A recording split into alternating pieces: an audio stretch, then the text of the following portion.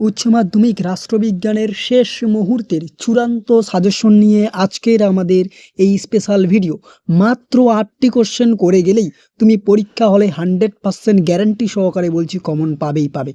তোমার পরীক্ষার প্রশ্নপত্রের সাথে আমাদের দেওয়া সাজেশনগুলো মিলিয়ে নেবে, একেবারে 100% শিওর তুমি কমন পাবেই পাবে। যারা ভাবছো যে রাষ্ট্রবিজ্ঞানে আমি কিভাবে স্কোর করব, রাষ্ট্রবিজ্ঞানে কিভাবে কমন পাবো, তুমি ভিডিওটি শেষ পর্যন্ত দেখো, তুমি উপকৃত হবেই হবে এবং পরীক্ষায় কমন পাবেই পাবে। ভিডিওটি ভালো লাগলে একটি লাইক করে দিও এবং চ্যানেলে নতুন হয়ে থাকলে পাশের দেওয়া বেল আইকনটি প্রেস করতে একেবারেই ভুলো না। ইতিমধ্যে আমাদের এই চ্যানেলে রাষ্ট্রবিজ্ঞানের এমসিকিউ এসিকিউ এর লাস্ট মিনিট সাজেশন দেওয়া হয়েছে। সেই ভিডিওটি তুমি অবশ্যই ডেসক্রিপশন বক্সে লিঙ্কে ক্লিক করে দেখে নাও। 40 নম্বর তোমার হাতের মুঠোয়। এছাড়াও আমাদের এই চ্যানেলে বাংলা, ইতিহাস, এডুকেশন, জিওগ্রাফি বিভিন্ন বিষয়ে সাজেশন দেওয়া হয়েছে। যদি তুমি না দেখে থাকো অবশ্যই প্লেলিস্টে গিয়ে দেখে নাও অথবা ডেসক্রিপশন বক্সে লিঙ্কে ক্লিক করে দেখে নাও। এই ভিডিওটি ভীষণ গুরুত্বপূর্ণ এবং স্পেশাল হতে চলেছে, কারণ তুমি পরীক্ষা হলে একেবারেই কমন পাবে আর 40 নম্বর তোমার হাতের মুঠোয়। তাই ভিডিওটি তুমি শেষ পর্যন্ত দেখো, আশা করি তুমি উপকৃত হবেই হবে এবং পরীক্ষায় কমন পাবে। তো চলো শিক্ষার্থীরা, দেরি না করে আজকের এই স্পেশাল ভিডিওটি আমরা শুরু করছি। প্রথমেই আমরা আসি প্রথম অধ্যায়। প্রথম অধ্যায় কি? আন্তর্জাতিক সম্পর্ক। এই অধ্যায় থেকে তুমি মাত্র 2টি প্রশ্নকে ভীষণ গুরুত্ব দিয়ে পড়ো। মাত্র 2টি প্রশ্ন। প্রথম প্রশ্ন, আন্তর্জাতিক সম্পর্কের সংজ্ঞা দাও। আন্তর্জাতিক সম্পর্ক ও আন্তর্জাতিক রাজনীতির মধ্যে পার্থক্য লেখো। কোশ্চেনটা তোমাকে একটু ঘুরিয়ে বলতে পারে, আন্তর্জাতিক সম্পর্ক বলতে কি বোঝো? আন্তর্জাতিক সম্পর্কে বিকাশের ধারা আলোচনা করো। Most important question. এখানে তুমি আরেকটি প্রশ্ন দেখে যাও, বিশ্বায়ন কাকে বলে? বিশ্বায়নের বিভিন্ন রূপ আলোচনা করো। এই 2টি প্রশ্ন প্রথম অধ্যায় থেকে করে গেলেই তুমি কমন পাবে। তাই এই 2টি প্রশ্ন তুমি রেডি না করলে এখনই বাড়িতে রেডি করে নাও। নেক্সট, দ্বিতীয় অধ্যায়, কয়েকটি প্রধান রাজনৈতিক মতাদর্শ। এই অধ্যায় থেকে তুমি মাত্র 3টি কোশ্চেনকে ভীষণ গুরুত্ব দিয়ে পড়ে যাও। প্রথম প্রশ্ন, রাষ্ট্রের প্রকৃতি সম্পর্কে মার্কাসীয় তত্ত্ব সমালোচনা সহ আলোচনা করো। গান্ধীজির সত্যাগ্রহ সম্পর্কিত ধারণাটি আলোচনা করো। Most important question. এই 2টি প্রশ্ন সবার ওপরে থাকছে। তারপরে কি? কার্ল মার্কসের ঐতিহাসিক বস্তুবাদী তত্ত্বটি সমালোচনা সহ আলোচনা করো। যারা একটু মেধাবী শিক্ষার্থী তারা আরেকটি প্রশ্ন দেখে যেতে পারো, মার্কাসের দ্বন্দ্বমূলক বাস্তববাদী তত্ত্ব সমালোচনা সহ আলোচনা করো। ওকে, তাই দ্বিতীয় অধ্যায় থেকে মাত্র 2টি প্রশ্নকে তুমি ভীষণ গুরুত্ব দাও। কোন 2টি? একটি, রাষ্ট্রের প্রকৃতি সম্পর্কে মার্কাসী তত্ত্ব সমালোচনা সহ আলোচনা করো। দ্বিতীয়ত, গান্ধীজির সত্যাগ্রহ সম্পর্কিত ধারণাটি আলোচনা করো। আর যেই 2টি প্রশ্ন বলা হলো, যারা মেধাবী শিক্ষার্থী তারা তোমরা দেখে যেতে পারো। ওকে, নেক্সট আমরা আসি তৃতীয় অধ্যায়। তৃতীয় অধ্যায় থেকে তুমি মাত্র 2টি প্রশ্নকে ভীষণ গুরুত্ব দিয়ে পড়ো। ক্ষমতা স্বাতন্ত্রীকরণ নীতি বলতে কি বোঝো? ক্ষমতা স্বাতন্ত্রীকরণ নীতির পক্ষে বিপক্ষে যুক্তি বিশ্লেষণ করো। মোস্ট ইম্পর্টেন্ট কোশ্চেন এবছরের পরীক্ষার জন্য ভীষণ গুরুত্বপূর্ণ। আর একটি প্রশ্ন কি? এক কক্ষ ও দ্বিকক্ষ আইনসভার পক্ষে ও বিপক্ষে যুক্তি দাও।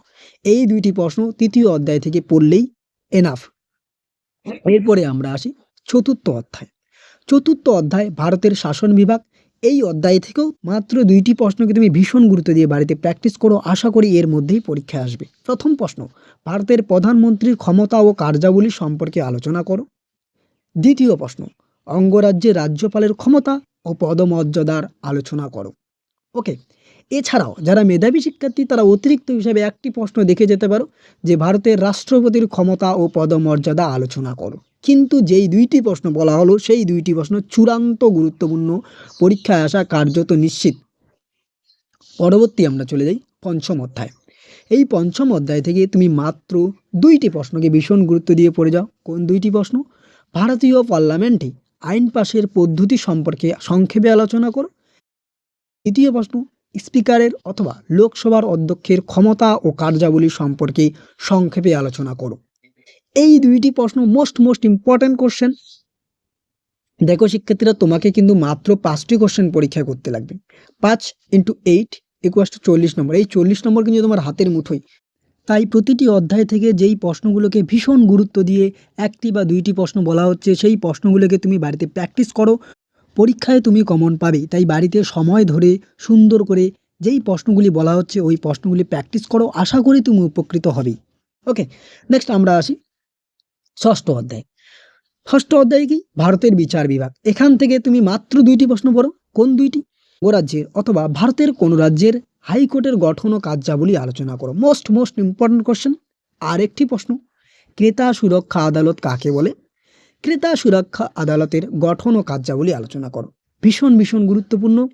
রাষ্ট্রবিজ্ঞানের 6টি অধ্যায়, এই 6টি অধ্যায় থেকে যেই প্রশ্নগুলোকে মোস্ট ইম্পর্টেন্ট গুরুত্ব দিয়ে বলা হলো, সেই প্রশ্নগুলো তুমি প্র্যাকটিস করলেই পরীক্ষা হলে কমন তুমি পাবেই। এছাড়াও যারা মনে করছো যে আমি মেধাবী শিক্ষার্থী, একটু উচ্চ মেধা সম্পন্ন যে সমস্ত শিক্ষার্থী রয়েছে, তারা যদি মনে করো যে আমি আরও বেশি প্র্যাকটিস করতে চাই, তুমি দেখে যেতে পারো আর 3টি কোশ্চেন অতিরিক্ত হিসেবে যারা উচ্চ মেধা সম্পন্ন তারা একটু দেখে যেতে পারো। যেই প্রশ্নগুলি বলা হলো ওই প্রশ্নগুলি পড়ে গেলেই কিন্তু তুমি পরীক্ষায় একেবারে 40 নম্বর তোমার হাতের মুঠোয় চলে আসবে। তো অতিরিক্ত হিসেবে তুমি কোন 3টি প্রশ্ন দেখে যেতে পারো? যেহেতু তোমার হাতে সময় রয়েছে, জরুরি ক্ষমতা বলতে কি বোঝো? ভারতের রাষ্ট্রপতির জরুরি ক্ষমতার বিবরণ দাও। নেক্সট, দ্বিতীয় কি? পার্লামেন্টের উভয় কক্ষের সাংবিধানিক সম্পর্ক আলোচনা করো। তৃতীয়ত, ভারতের লোক আদালতের গঠন, উদ্দেশ্য ও কার্যাবলী আলোচনা করো। এই 3টি প্রশ্ন যারা একটু উচ্চ মেধাবী সম্পন্ন শিক্ষার্থী রয়েছে তারা তোমরা প্র্যাকটিস করে যেতে পারো। এই হলো উচ্চ মাধ্যমিক রাষ্ট্রবিজ্ঞানের শেষ মুহূর্তের চূড়ান্ত বাছাই করা 8 নম্বরের প্রশ্নের সাজেশন। তাই শিক্ষার্থীরা, ভিডিওটি ভালো লাগলে অবশ্যই বন্ধুদের মাঝে শেয়ার করবে। চ্যানেলে নতুন হয়ে থাকলে আমাদের এই ছোট্ট পরিবারের সদস্য হতে সাবস্ক্রাইব করে দিও। ইতিমধ্যে আমাদের এই চ্যানেলে বিভিন্ন বিষয়ে সাজেশন দেওয়া হয়েছে, যদি তুমি না দেখে থাকো অবশ্যই ডিসক্রিপশন বক্সের লিঙ্কে ক্লিক করে অথবা প্লেলিস্টে গিয়ে দেখে নাও। আজকের ভিডিওটি এ পর্যন্ত, দেখা হচ্ছে পরবর্তী কোনো এক ভিডিওতে। ততক্ষণ পর্যন্ত পড়তে থাকো, জানতে থাকো এবং আমাদের পাশে থাকো।